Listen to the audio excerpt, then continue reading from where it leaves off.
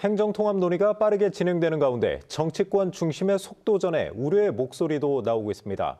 대전 참여연대 김재섭 사무처장과 함께 이 부분 이야기 나눠보겠습니다. 자, 사무처장님 어서 오십시오. 네, 안녕하세요. 반갑습니다. 자, 대전 충남 행정통합이 이제 내년 지방선거 전 완료를 목표로 엄청 빠르게 진행되고 있어요. 이 부분에 대해서 시민단체가 가장 우려하는 부분은 어떤 건가요, 지금? 가장 크게 우려하는 부분은 지역에 살고 있는 주민들의 의사, 주민들의 궁금증, 주민들의 생활에 대해서 전혀 논의되고 있지 않다는 점입니다. 네. 애초에 국민의힘에서 추진하던 행정통합 관련해서도 관련된 정보나 토론이 거의 없다시피 했는데요. 11월 5일날 갑자기 천안에서의 타운홀 미팅에서 언급된 이재명 대통령의 발언이 18일날 의원 간담회에서 굉장히 강하게 드라이버가 걸리면서 네. 마치 지금 된 것 마냥 굉장히 빠른 속도전으로 진행이 되고 있는데요.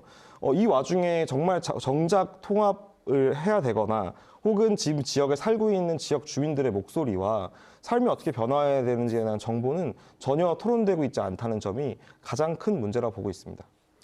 말씀하신 대로 이제 행정통합은 시민들의 생활과 아주 밀접하지 않습니까? 그럼에도 불구하고 이런 뭐 사전 논의도 없었고요.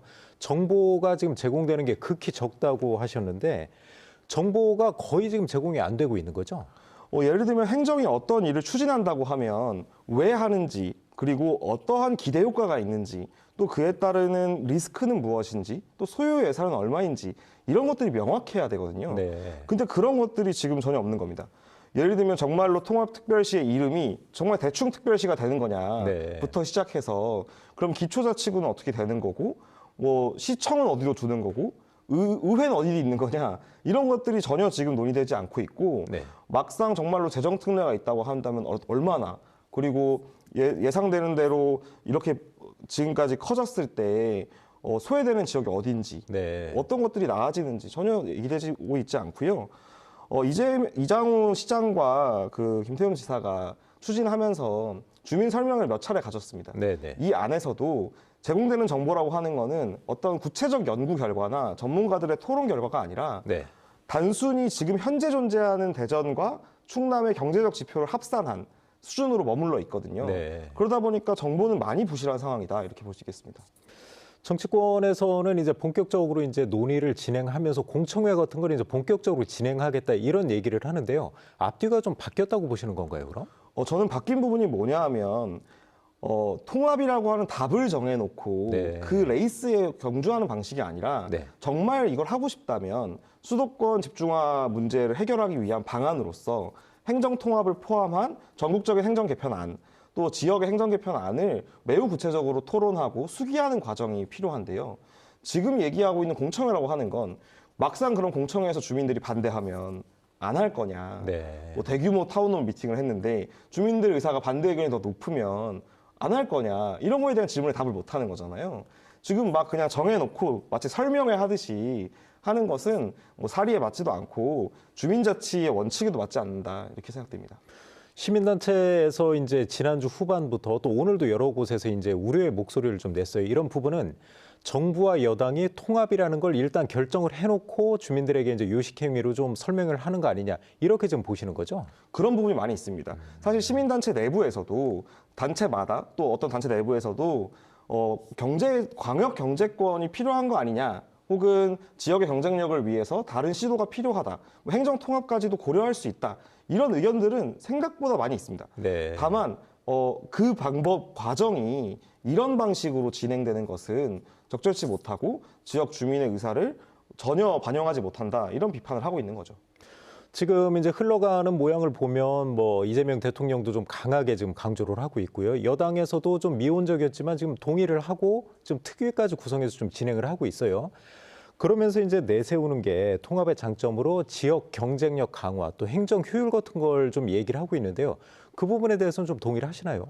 저는 동의하기 어려운 부분이 많이 있습니다. 네. 예를 들면 지역 경쟁력 강화 측면에서 물론 커지니까요, 다른 지자체에 비해서는 경쟁력이 있을 수 있겠죠. 네. 근데 그것이 지금 뭐 땅을 압축하는 게 아니지 않습니까?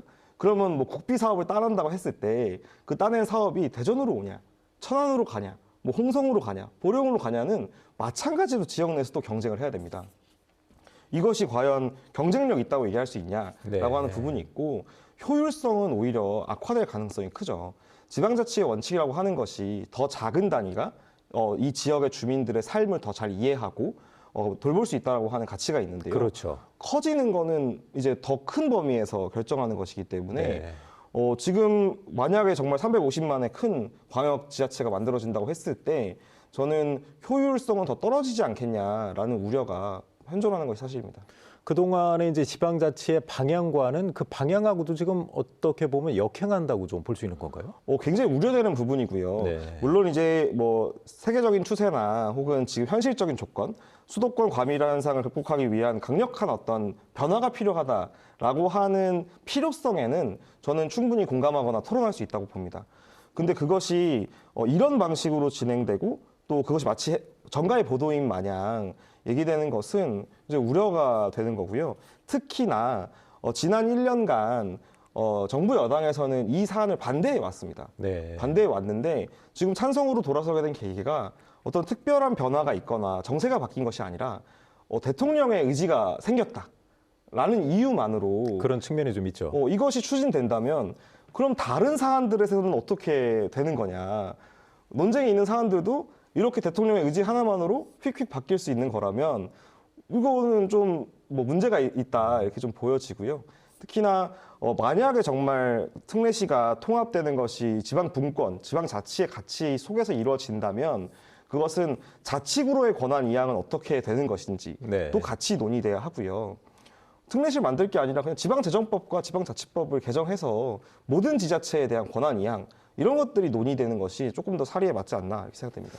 그럼 마지막으로 짧게 이제 행정통합특별법이 이제 발의가 되고 이제 기존에 발의된 법안도 있고요. 또 민주당에서 새로 발의를 한다는데 어떤 쟁점들에 대해서 좀 집중적으로 좀 살펴봐야 될까요? 일단 현재 발의된 국민의힘 법안은 굉장히 위험 조항이 많이 있습니다. 네. 가장 많이 언급되는 것이 그 교육감에 대한 러닝메이트제이거든요. 네. 그러니까 사실상 지금 직선제로 운영하고 당적 없이 무당적으로 운영하는 교육감 선거를 특례시장의 러닝메이트제로 운영할 수 있도록 규정해놨습니다. 이거 굉장히 좀 현행법과 충돌하는 부분이 있고요. 그 외에도 그린벨트 혹은 개발제한구역 해제나 예타 면제 권한들이 굉장히 강력하게 존재합니다. 지금 추세로 따르면 지역의 건설 경기나 건설업자들을 통한 어떤 대규모 난개발이 벌어질 위험도 있는 상황이고요. 이 과정에 좀 전반적으로 권한만 얘기하는 특별법이어서 주민 의견 수렴 과정이나 절차, 향후의 리스크 관리에 대한 대안도 필요해 보입니다. 네, 알겠습니다. 사무처장님 오늘 그 여러 가지 이제 뭐 상당히 좀 빠르게 진행되고 있기 때문에 우려의 목소리가 계속 나오고 있는데요. 한번 이 부분 잘 살펴봐야겠습니다. 사무처장님 오늘 말씀 여기까지 듣겠습니다. 고맙습니다. 감사합니다.